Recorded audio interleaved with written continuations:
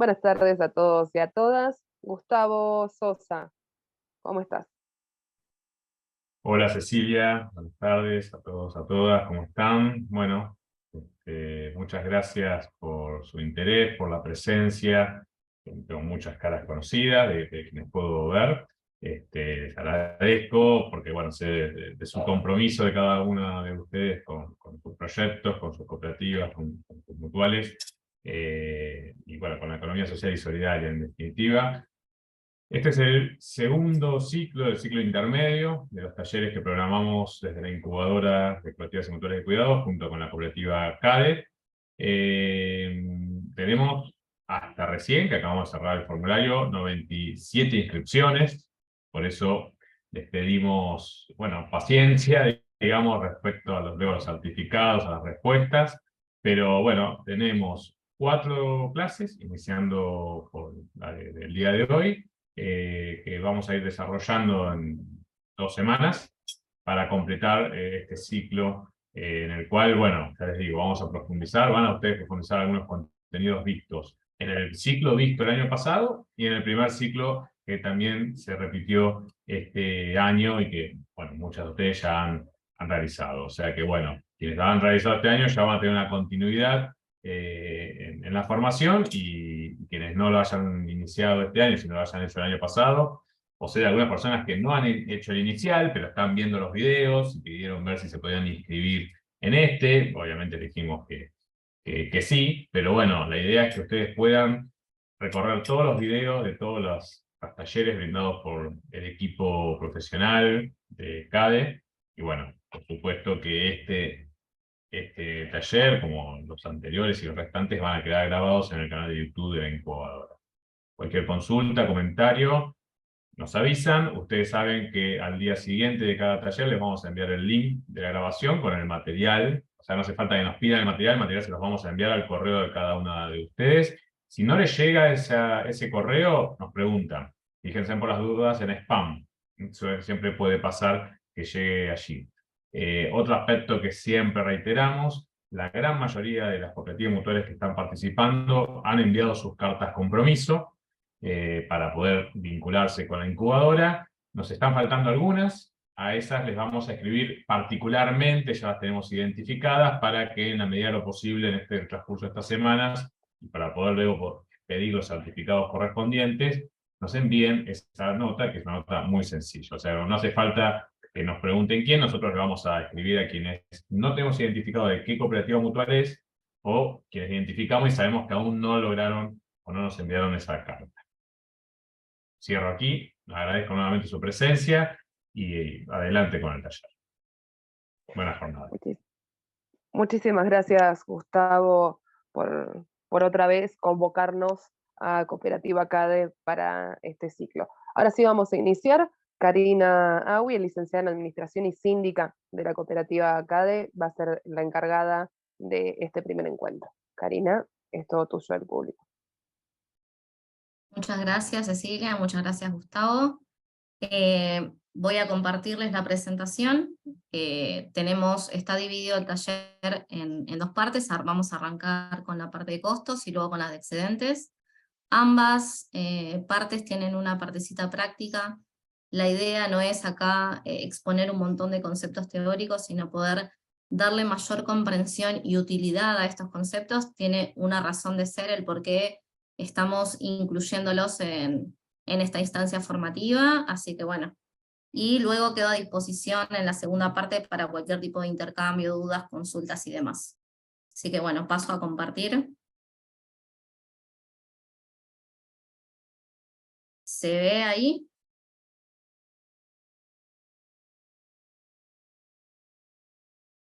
Sí, perfecto. Bárbaro. Bueno, este módulo intermedio, estamos en el primer encuentro. Seguimos con lo que es gestión económica en la primera parte, en la parte que dio Mariano, el encuentro anterior, el módulo anterior. Se hablaron algunas cuestiones mucho más básicas de lo que es gestión económica, como es el tema de presupuesto y las bases de lo que vamos a estar viendo en el día de hoy. Como criterio de exposición, Hay una parte esta que está siendo grabada, en la que voy a estar contándoles sobre costos, sobre precio de venta, sobre contribución marginal, excedentes repartibles, qué es el ARER y demás. Luego va a haber un receso de 10 minutos y por último un intercambio, debate, podemos compartir algunas experiencias y lo que vaya surgiendo. Costos en las cooperativas de trabajo. Para arrancar con el tema de costos, quise traer acá las cooperativas de trabajo donde pueden identificar sus costos, de dónde nacen, y me pareció que un buen puntapié era este. Las cooperativas de trabajo muchas veces no se las toma como empresas, y sí son un tipo de empresa, son una empresa social, que tienen una manera de funcionar, de accionar, y un objetivo diferente al de una empresa privada, pero no deja de ser una empresa en sí.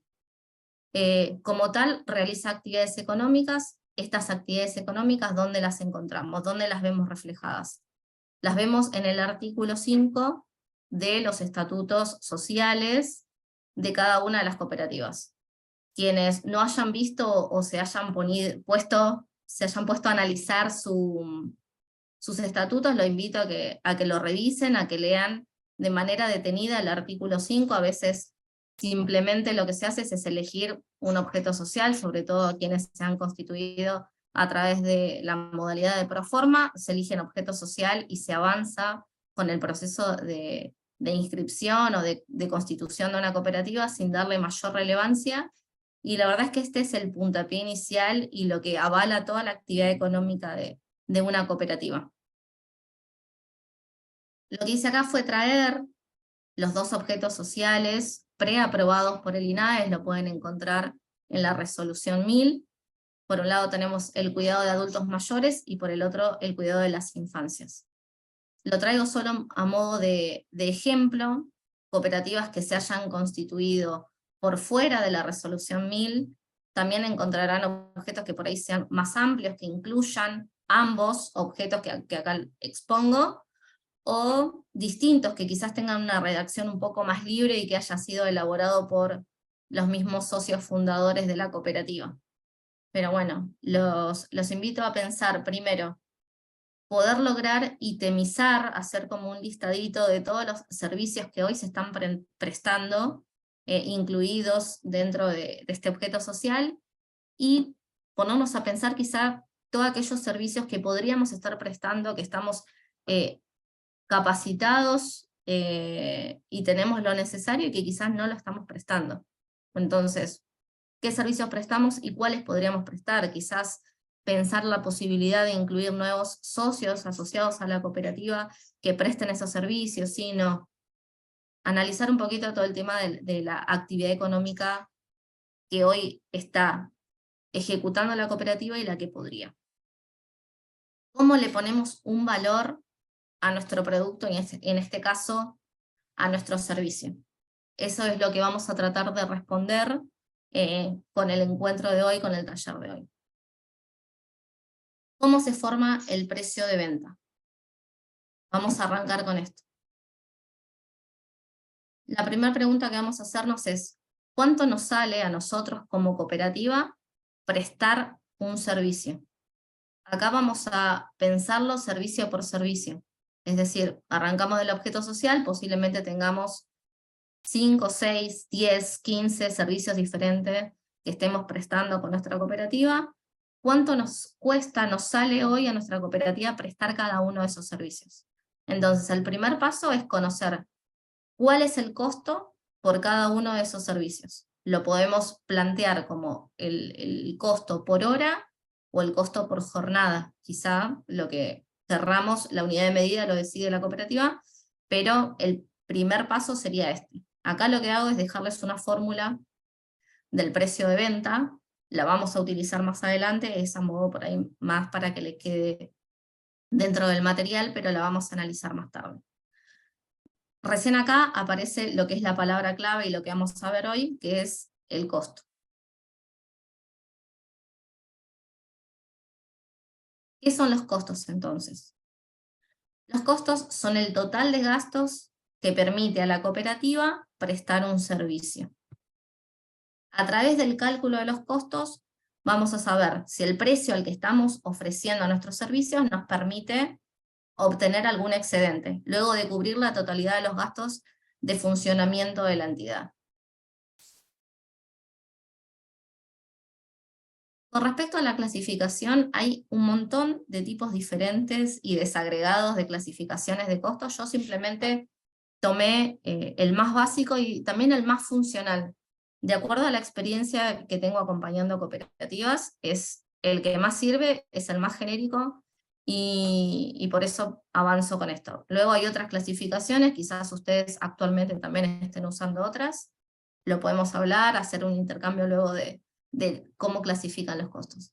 Tenemos por un lado los costos fijos, son aquellos gastos que no varían, aunque varíe la producción, la cooperativa siempre los tiene que cubrir aunque no preste servicios. Los costos fijos son aquellos que no están directamente relacionados con el servicio en sí. Es decir, que no importa si prestamos más servicios, si prestamos menos, o por ahí directamente no estamos trabajando, esos costos igualmente los tenemos que cubrir. Un ejemplo muy claro sería por el alquiler. En el caso de que tengamos una oficina, el alquiler de esa oficina se tendría que pagar independientemente de si estamos trabajando más, menos, o no estemos prestando servicios. Luego tenemos los costos variables. Estos sí están directamente vinculados al servicio.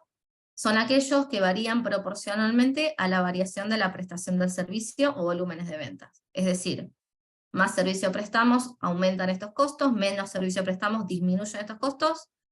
No prestamos servicios, no tenemos costos variables vinculados a ese servicio. Un caso, por ejemplo, un ejemplo podrían ser los viáticos. O sea, si el servicio fuese una visita domiciliaria, si hacemos una visita tendríamos determinado costo de viáticos, si hacemos 2 aumenta y así sucesivamente. Si no tuviésemos prestación de ese servicio, no tendríamos este tipo de costo. Es un ejemplo. Luego le dejé abajo otro tipo de clasificaciones. Es muy importante también pensar que hay costos que tenemos que no necesariamente encuadran como totalmente fijos o totalmente variables, sino que tienen como una parte y una parte. Un ejemplo podría ser el costo de la luz eléctrica, que lo pagamos todos los meses, que no está directamente vinculado al servicio, pero que igualmente va variando. Por ejemplo, si es el costo de la electricidad de la oficina y estamos más días o menos días, o imprimimos más cosas o imprimimos menos, quizás haya una pequeña variación, pero hay una parte también que se mantiene fija. Entonces podría tomarse o como semifijo o semivariable. Lo que tendríamos que hacer es agarrar la totalidad de los costos que tenemos vinculados a ese servicio y clasificarlos, costo fijo, costos variables o costos semifijos y semivariables. Otro concepto que surge y que vamos a analizar hoy tiene que ver con la contribución marginal. La contribución marginal es ese dinero que nos queda por cada prestación del servicio luego de cubrir los costos variables. Es decir, yo tengo un ingreso como cooperativa de dinero por un servicio que prestó un asociado, luego de que cubro la totalidad de los costos variables, lo que me queda es la contribución marginal. Con esa contribución tengo que lograr como cooperativa cubrir todos los costos fijos que tengo y además tener un excedente. Es decir, que la contribución en sí no es una ganancia, un excedente ni nada, sino que es esto que les comenté. Acá le dejo también la fórmula, es por despeje de la fórmula que ya vimos, vemos que la contribución marginal es el precio de venta menos el costo variable unitario. No se vuelvan locos con la fórmula ahora, como para tratar por ahí de entenderla, memorizarla, porque la vamos a poner en práctica más adelante.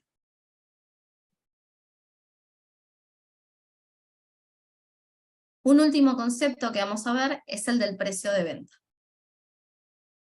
Es el valor monetario por el cual se ofrece nuestros servicios en el mercado. ¿De qué forma se calcula el precio de venta o de qué manera establecemos el precio de venta? Mientras charlamos un poquito de cómo surge el precio de venta, les hago una pregunta como para ir pensándolo. ¿Cómo calculan hoy ustedes sus precios de venta a la hora de prestar un servicio? Por ahí, cuando las cooperativas recién arrancamos, es algo que cuesta muchísimo determinar cuál va a ser el valor por el cual vamos a ofrecer nuestros servicios. Hay que considerar distintas variables. Primero, la competencia. Quizás estemos en un mercado que tiene mucha competencia, o quizás estemos en un mercado que no tenga tanta. En el caso de que tengamos mucha competencia, un límite, un techo, un máximo, un mínimo lo va a establecer también la competencia. Es decir, si tenemos mucha competencia y ofrecen el mismo servicio que nosotros a X valor, si ponemos un precio por encima, probablemente no lo podamos vender. Si lo pongamos muy por debajo, no sería una competencia leal, entonces también llevaría quizás a nuestra competencia a bajar sus precios y estaríamos todos en desventaja. Entonces la competencia establece un mínimo y un máximo también de esos valores. Otro, también el precio de venta lo limita o lo decide en cierta parte también el cliente o paciente. Muchas de las cooperativas de cuidado trabajan con obras sociales, por ejemplo. En el caso de las obras sociales, ellas establecen en la gran mayoría de los casos el precio de los servicios. Existen cooperativas que tienen un margen de negociación respecto a ese valor, y hay cooperativas que no lo tienen. Entonces también en este caso hay clientes, pacientes, que tienen un poder de decisión sobre cuál es el precio de venta que estamos estableciendo de nuestros servicios. Está el método de contribución marginal, que es el que vamos a ver hoy. Y por último, lo que es el precio justo.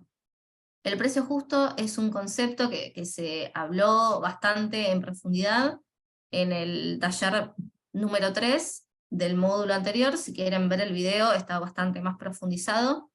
La idea fundamental es poder buscar un equilibrio entre lo que el cliente necesita, lo que nosotros podemos ofrecer, y que sea una relación justa entre lo que ellos pagan y lo que nosotros ganamos. Así que bueno, hay muchas variables en lo que es el precio de venta, así que lo vamos a ver un poquito más tarde, lo que es la cuestión práctica. Todas estas cosas que vimos, todo este análisis punto a punto, ¿para qué nos sirve? ¿Para qué nos sirve conocer nuestros costos? ¿Para qué nos sirve determinar de manera inteligente el precio de venta de nuestros servicios? ¿Para qué nos sirve analizar cuál es la contribución marginal?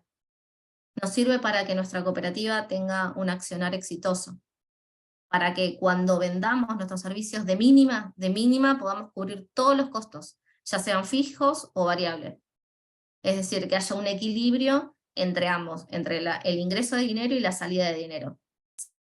Si logramos de base este equilibrio, seríamos exitosos. ¿Qué pasa si no logramos este equilibrio? Si los costos nos exceden, si no podemos controlar los costos, si no decidimos los precios de venta de manera inteligente y de manera de que podamos cubrir esos costos y nos dejen un margen de excedentes. Si continuamos sin analizar estos puntos, podemos estar trabajando a pérdida y ni siquiera darnos cuenta o no darnos cuenta a tiempo, y desembocaría a la larga en el cierre o en el fracaso de nuestro accionar cooperativo. Entonces radica en esa importancia.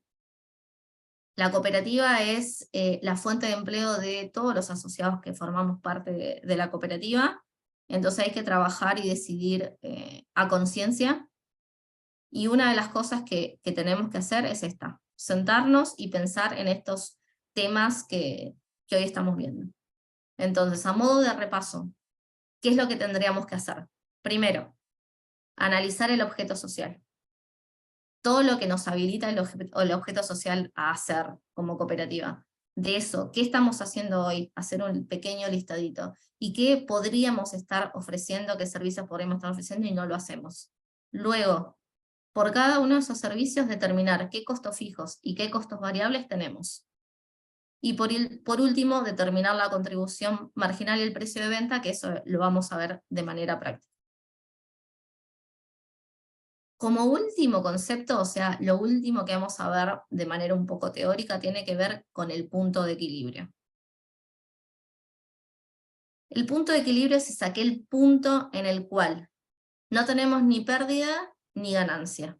Es decir, que con lo que nos ingresa por la venta de nuestros servicios, estamos cubriendo la totalidad de los costos, pero sin tener ningún tipo de excedente adicional. ¿Para qué nos sirve conocer el punto de equilibrio? El punto de equilibrio nos lleva a pensar, con el precio de venta actual de X servicio, y con los costos tanto fijos y variables que estamos teniendo al día de hoy, ¿cuántas horas de ese servicio tengo que prestar para estar en equilibrio? No tener ni pérdidas ni ganancias, es decir, cubrir todos los costos. ¿Cuántas horas de mínimo? Entonces, conociendo esto ya sabemos a partir de cuántas horas de trabajo en el mes ya estaríamos teniendo un excedente.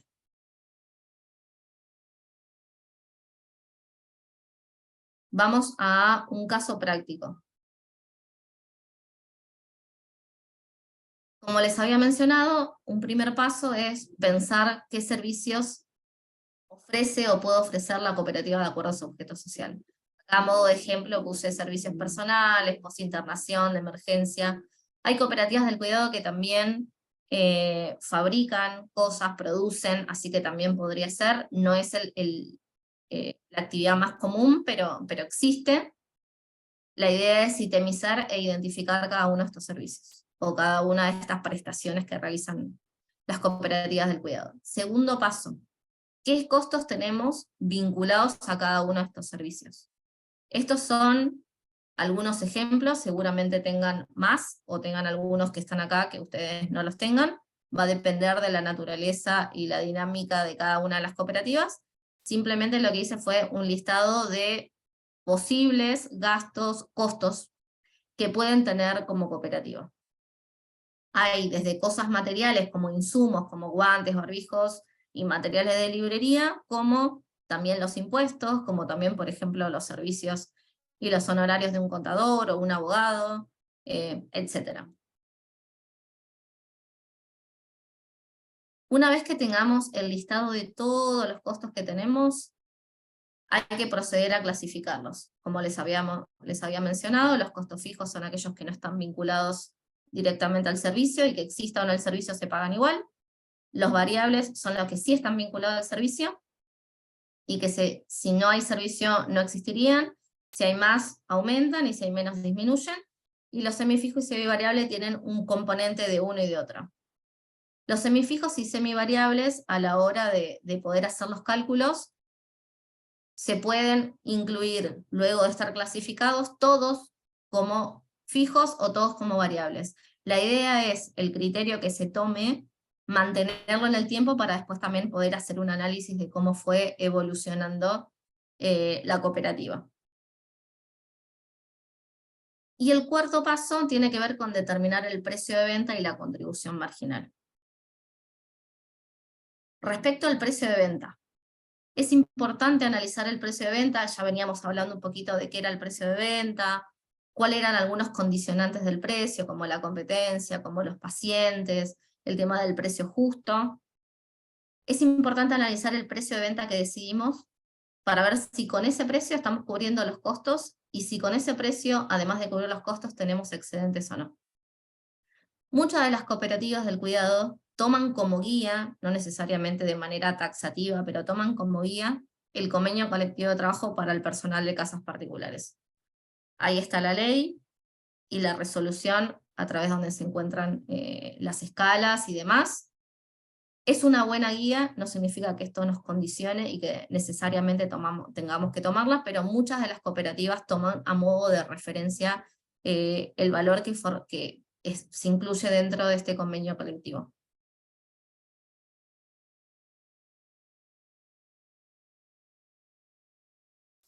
Quería agregar en este tema del precio de venta, que también a la hora de definirlo hay que analizar el mercado en general.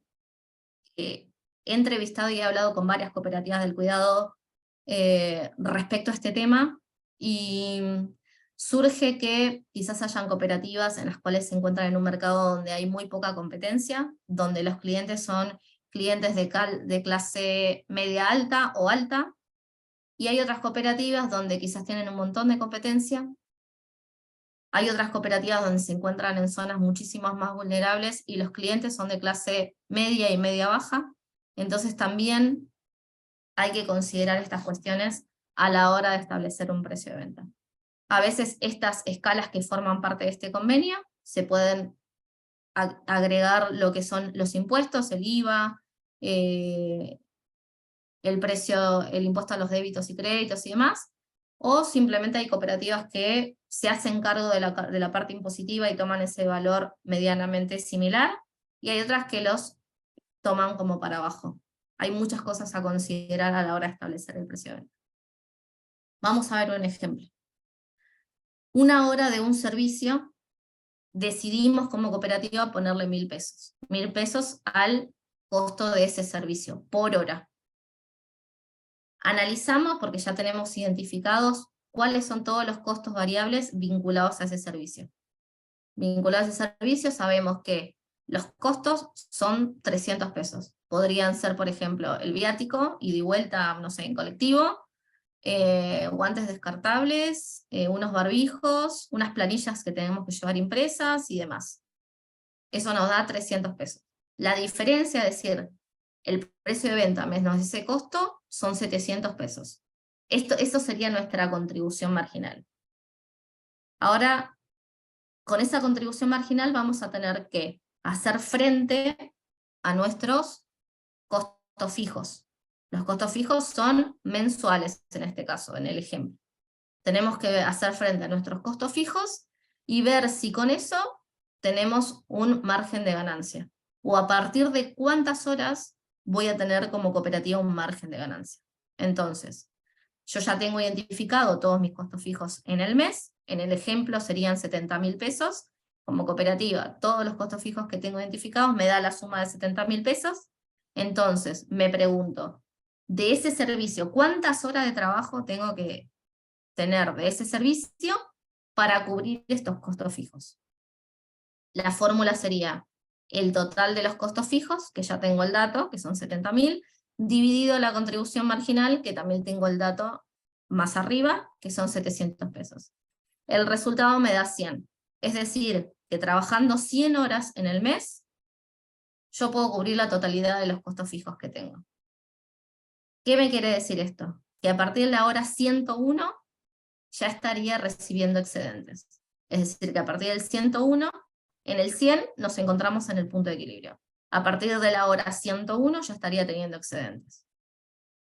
Si, por ejemplo, nos parece que 100 horas es un montón de horas, entonces nos lleva a pensar, ok, ¿el precio de venta que estamos decidiendo es el correcto? ¿O tendría que ser un poquito más alto para que con menos horas podamos cubrir nuestros costos? Nos lleva a replantearnos esto. O también nos permite pensar, nuestros costos fijos están siendo muy altos. ¿Hay algún costo que tengamos en el día de hoy y que podamos resignar? Sí, no, y ahí empezaríamos a tomar algunas decisiones. Bueno, ahí culminamos un poquito con el tema de costos, por ahí quedan un montón de conceptos. Quisiera poder avanzar porque son bastantes temas. Si quedó alguna duda, repito, con el tema de los costos, lo vemos hacia el final del taller. Arrancamos ahora con los retornos de excedentes repartibles. Como primer paso, un puntapié inicial es poder entender qué son los excedentes. Acá traje el artículo 42 de la Ley de Cooperativas que dicen que se consideran excedentes repartibles solo aquellos que provengan de la diferencia entre el costo y el precio del servicio prestado. Suele haber una confusión siempre que se habla de excedentes y se lo vincula con lo que es ganancia.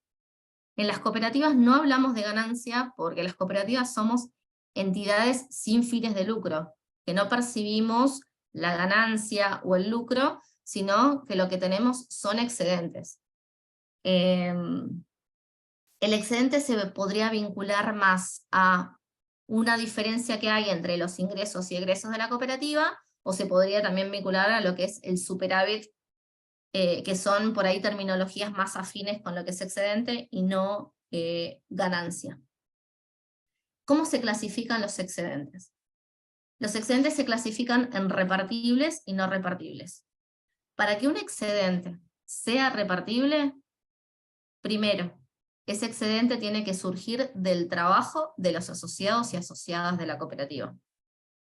Ese es uno de los requisitos. Y tiene que surgir también del cumplimiento del objeto social.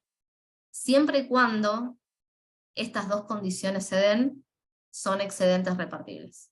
Cuando no se den, son no repartibles. Es decir, que obviamente como contraposición, son no repartibles si surgen del trabajo con no asociados o surgen de algo distinto al cumplimiento del objeto social.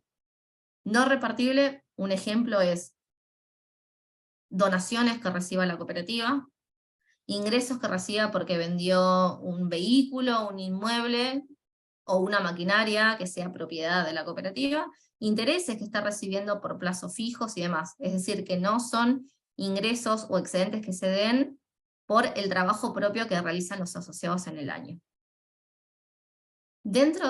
Hablando de los no repartibles, si cuando termina el año, el ejercicio económico, tenemos excedentes, y esos excedentes son no repartibles, van a una reserva especial, no se pueden repartir. En el caso que sí sean repartibles, primero, el 5% de esos excedentes forman parte de lo que es una reserva legal. La reserva legal, estamos obligados a destinar el 5% de los excedentes, es una especie de colchón, forma parte del patrimonio neto de la cooperativa, y tiene la finalidad primera de servir en el caso de que en ejercicios futuros tengamos pérdida. Entonces, con ese colchón podríamos afrontar futuras pérdidas. Solo se utiliza para eso. Por otro lado, tenemos un 5% para el Fondo de Educación y Capacitación Cooperativa y un 5% para el Fondo de Acción Asistencial o Estímulo al Personal. El 85% restante sí puede ser repartible. Se puede repartir, distribuir, o se puede capitalizar. Ahora vamos a ver un poquito en qué consiste cada cosa. Acá simplemente lo que hice fue traer de la ley de cooperativas, también en su artículo 42, que explica esto mismo que yo expliqué anteriormente, que cuál es la distribución de los excedentes repartibles. Dentro de los destinos de los excedentes repartibles hablamos de la reserva legal y estos dos fondos. Quería profundizar un poquito más nada más en cada uno de estos fondos y contarles cómo funcionan. Por un lado está el Fondo de Acción Asistencial y Laboral o Estímulo al Personal. Las cooperativas, por ahí no tanto las de trabajo, pero en otro tipo de cooperativas es muy común que hayan empleados en relación de dependencia. Pensando en estos empleados en relación de dependencia, la cooperativa puede utilizar este fondo para, entre otras cosas, capacitar, dar premios en forma de estímulo, premiar el esfuerzo, quizás un plus por la asistencia, etc. En las cooperativas de trabajo es muy poco común ver empleados en relación de dependencia.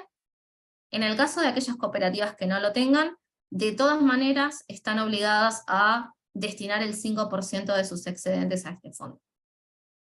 Por el otro lado está el Fondo de Educación y Capacitación Cooperativa. Este fondo sí está destinado a los asociados y asociadas de la cooperativa. Tienen el fin primero de fomentar la capacitación, la formación continua, el fortalecimiento de algunos perfiles dentro de las cooperativas. Entonces, este dinero se puede utilizar para capacitaciones de distintos tipos dentro de las cooperativas. También hay otros fines, este es como el principal y el más común. También, por ejemplo, se puede donar material bibliográfico sobre cooperativismo, se puede transferir a federaciones, etc. La idea es no solamente formar, sino también difundir sobre cooperativismo, quizás hacia afuera. Ahora, puntualmente, los excedentes dentro de las cooperativas de trabajo tienen algunas particularidades. Quise traer esta, que a veces genera como hasta un descontento, pero está bueno poder entenderlo. Si en un año de trabajo hacemos las cosas medianamente bien y calculamos bien los costos, establecemos de manera bastante a conciencia y lo vamos evaluando el tema de los precios de los servicios que ofrecemos, si somos bastante acertados con las retribuciones que le damos a los asociados, estos ARER, estos anticipos de retorno durante el año. Cuando termina el ejercicio económico, cuando cierra el balance, tiene que el resultado estar bastante cercano a cero, porque estaríamos en equilibrio, es decir, que aquello que nos ingresa sería bastante similar a aquello que sale como costo. Entonces tendríamos un resultado bastante tendiendo a cero. ¿Qué pasa cuando vemos un balance que esté tendiendo a cero? Dentro de las cooperativas está perfecto que así suceda, y es muy común que así suceda. Lamentablemente, por ejemplo, a la hora de querer acceder a créditos en las entidades bancarias, al tener un balance que no tiene reflejado como una ganancia, voy a utilizar la palabra ganancia porque es como el concepto que se utiliza desde los bancos, al no ver una ganancia expresada en ese balance, a veces hay una negativa en la prestación de estos créditos y demás. Como esto sucede, y es lamentable, pero sucede y sigue sucediendo, es porque desde el Estado y a través de las políticas públicas se están pensando continuamente otras vías de subsidios y de financiamiento para las cooperativas. Si no somos tan prolijos y quizás no, con respecto a los costos y el precio de venta, y también obviamente en la liquidación de estos anticipos a los asociados, puede ser que nos den ejercicios con déficit o con superávit. Es decir, que si nos da con menos de cero es porque fuimos dando anticipos de más en la liquidación. Quizás hayamos decidido precios de venta muy bajos también, o nos hayamos excedido un poco con algunos costos, no hayamos controlado a tiempo la relación está entre los costos y el precio de venta. También puede dar que tengamos demasiado superávit. Tenemos un montón de excedentes repartibles. Esto quiere decir que durante el año, cada uno de los asociados que fue prestando servicios, lo que se les liquidó fue de menos.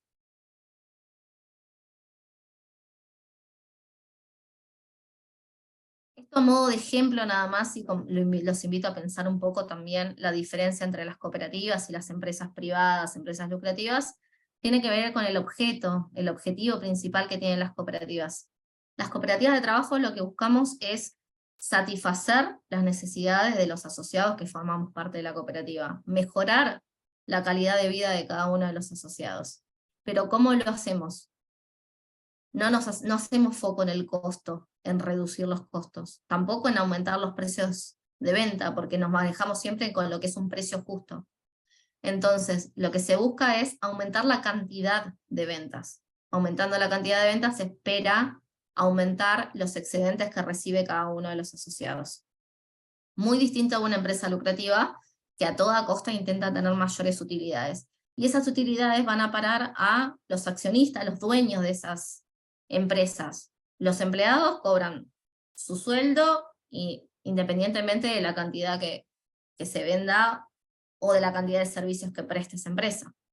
Entonces, el objetivo es tener mayores utilidades, las utilidades son para los dueños. Promueven la competencia de mercado, busca continuamente bajar, disminuir sus costos, aumentar el precio de venta lo máximo posible, de manera de obtener la mayor rentabilidad. Volvemos un poquito a los excedentes. Tenemos un año de actividad en nuestra cooperativa. El contador nos hizo el balance. Cuando obtenemos el balance vemos que hacia el final del año tenemos excedentes. Cuando analizamos de dónde provienen esos excedentes, vemos que son excedentes repartibles. Como consejo de administración, ¿qué hacemos? Tenemos que tomar la posta en este caso y armar lo que se llama proyecto de distribución de excedentes. Es decir, tenemos estos excedentes, proponemos a la asamblea hacer X cosa con estos excedentes. La asamblea es la que aprueba no solamente los estados contables, sino este proyecto de distribución que arma el Consejo de Administración. Se tiene que distribuir el total de estos excedentes. Los excedentes se pueden repartir, capitalizar o un poco de cada uno, un mix. En el caso de repartirse, se reparte entre todos sus asociados en efectivo, es decir, a través de una transferencia bancaria en efectivo, y en proporción al trabajo que prestó durante el año. Es decir, aquel que más trabajó durante el año recibirá mayores excedentes que aquel que no. Y quien no prestó servicios durante ese año no recibirá excedentes. Capitalizarse. Capitalizarse se refiere a, por un lado, la cooperativa se toma de aquellos asociados que deben cuotas sociales y puede aumentar su capital social, es decir, cancelar esas deudas que tiene el asociado con la cooperativa. Eso sería una manera de capitalizar. Y otra sería, por ejemplo, invertir, comprar maquinarias, comprar insumos, comprar inmuebles, vehículos, o cualquier cosa que esté necesitando la cooperativa para dar un salto de calidad o que esté puntualmente necesitando en ese momento de su vida. O puede ser un mix, una parte se reparte y una parte se capitaliza. Todo esto forma parte del proyecto y es la asamblea la que lo aprueba o que lo modifica. Acá simplemente les traje un ejemplo de cómo sería un proyecto de distribución de excedentes. Este ejemplo lo saqué del libro Contabilidad en Cooperativas, de nuestro compañero Fernando Berguier, para que sea, tiene bastante impacto visual. Por un lado están los números, de dónde surgen, y cómo se hace la propuesta de distribución, y por el otro lado el texto que acompaña este proyecto. Queda como parte del material, me pareció bastante copado que lo tengan a mano. ¿Quién, cómo, cuándo decide cuánto cobrar en una cooperativa de trabajo? ¿Cuánto cobra cada asociado? Es decir, el precio del servicio y cuánto va a llegar efectivamente a las manos del asociado. ¿Cuándo cobra cada asociado? Es decir, si va a cobrar cuando termina la realización de un trabajo, si de manera diaria, semanal, quincenal, mensual. ¿Cómo cobra cada asociado? Si bien obviamente siempre se recomienda la transparencia y que todos los retornos de excedentes sean a través de transferencias bancarias. También hay cooperativas que se manejan por Mercado Pago, que se manejan en efectivo todavía. Estas decisiones las toma el Consejo de Administración.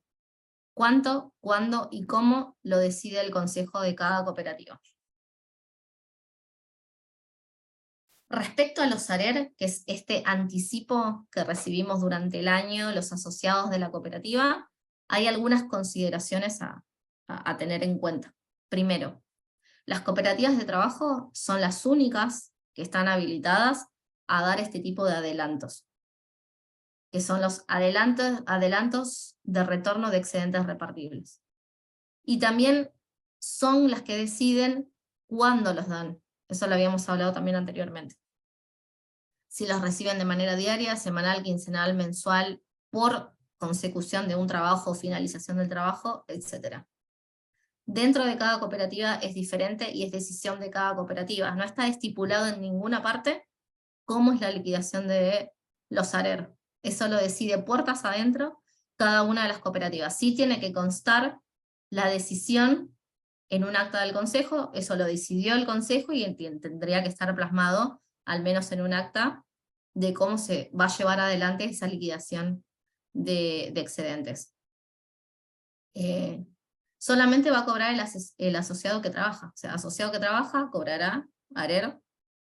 El que trabaja más cobrará más, el que trabaja menos cobrará menos. También no todos los trabajos tienen el mismo precio, el mismo valor, entonces también dependerá no solo la cantidad de horas de servicio que presta, sino la calidad y el tipo de servicio que se está prestando. Como les había mencionado antes, siempre se recomienda que todo esté bancarizado, que sea transparente a través de transferencias bancarias. Cuando la cooperativa liquida un asociado, un ARER, un anticipo de excedentes, no solamente le hace la transferencia bancaria, sino lo que le da es un recibo de retribución. Este recibo es por duplicado, una parte la firma del asociado y se la queda en su poder el Consejo de Administración, y una copia queda para el asociado. El asociado de la cooperativa no factura a la cooperativa por la prestación de su servicio. Eso es algo también que por ahí cooperativas que ya vienen mucho tiempo trabajando, parece una pavada, pero cooperativas que recién arrancan es una duda muy común de el asociado cuando cobra, tengo que facturar, sí, no. Las asociaciones civiles sí facturan, entonces genera bastante confusión. En las cooperativas de trabajo, el asociado no factura cuando cobra sus servicios prestados a través de la cooperativa. ¿Cómo es el cálculo de los ARER? Acá un poquito vimos, pero era solamente a modo de resumen. Criterio de distribución. Cuando establecemos los ARER que va a cobrar el asociado, puede ser que tomemos como referencia el convenio colectivo de trabajo, que ya lo habíamos mencionado en el caso práctico en la parte de costos. Puede ser que armemos escalas propias, es decir, tenemos todas estas prestaciones de servicio, dentro de cada servicio tenemos identificados distintos roles, y valorizamos esos trabajos uno por uno, entonces tenemos una escala propia. También lo que pasa a veces es, hay cooperativas que dan un plus, independientemente del trabajo, va más allá de la tarea, un plus a determinados asociados. Por ejemplo, de acuerdo a la antigüedad que tiene, si el asociado está padeciendo quizás alguna enfermedad, si tiene X cantidad de hijos y en vez de se paga un alquiler, etc. La cooperativa tiene la potestad de decidir sobre esos excedentes y también hacer esta categorización del tipo de asociado del que se trate. Pueden tener una escala y también pueden decidir no tener ninguna escala. Entonces, esto es a modo de resumen. Es el Consejo de Administración quien liquida y determinan cuáles van a ser esos ARER durante todo el ejercicio. Se encarga de hacer la transferencia bancaria al asociado y de elaborar, entregar y hacer firmar el recibo correspondiente. El Consejo de Administración, en el caso de que al terminar el año haya excedentes repartibles, arma un proyecto de distribución. Va a decir, queremos que estos excedentes, o proponemos que estos excedentes se distribuyan, se capitalicen, o ambas cosas. Y por último, es la Asamblea quien aprueba, por un lado, los estados contables, y también ese proyecto de distribución. Y si no, también los puede modificar. Les voy a dejar acá por último, a modo de ejemplo, algunos recibos de excedentes y algunas opciones también. Este modelo de recibo de retribución surge de la resolución 1000. La resolución 1000 seguramente la conocen, o al menos la han escuchado, que es del 2021, viene a traer un montón de cambios en cuestiones de trámite, fundamentalmente para las cooperativas de trabajo. Acá propone o establece determinada información obligatoria que deben tener los recibos. Entonces este es el modelito. No necesariamente visualmente tiene que ser así, pero sí tiene que contener esta información. Acá está identificada cada una de las partes que sí o sí tiene que tener. Los invito igualmente a que lean la resolución 1000. Les va a ampliar un poquito también el tema. Tienen la opción, también a partir de esta resolución 1000, de elaborar los recibos de retribución a través del sistema de la página de INAES. Cada cooperativa puede entrar con su clave de acceso y armar sus recibos de retribución a través de la página. Esto sería el modelito como quedaría de ese recibo. Y por último agregué de una cooperativa del cuidado real que me facilitó para el taller, los recibos que ellos utilizaban. Es de una cooperativa del cuidado que ya tiene varios años y es un ejemplo de cómo ellos liquidan sus anticipos de retornos de excedentes repartibles. Queda acá como a modo de ejemplo. Bueno, eso fue todo. A ver si puedo dejar de compartir acá. Sí. Esa fue toda la parte de exposición. Ahí no sé si está Ceci, por ahí. Pero si no, la idea es poder tomarnos un ratito, un pequeño break, y en 10 minutitos volvemos y podemos hacer todo el intercambio que haga falta. Si ahora por ahí tienen alguna duda, si la quieren anotar o agregarla en el chat, también pueden hacerlo, después las leemos y las discutimos juntos. espero que los conceptos hayan estado lo más claro posibles. Quédense con la parte práctica, los invito a que también las hagan puertas adentro de sus cooperativas y van a ver que funciona bastante, ¿sí? Y ayuda a tomar a una mejor toma de decisiones dentro de las cooperativas, sobre todo lo que recae a los consejeros. Y bueno, nos vemos en un ratito.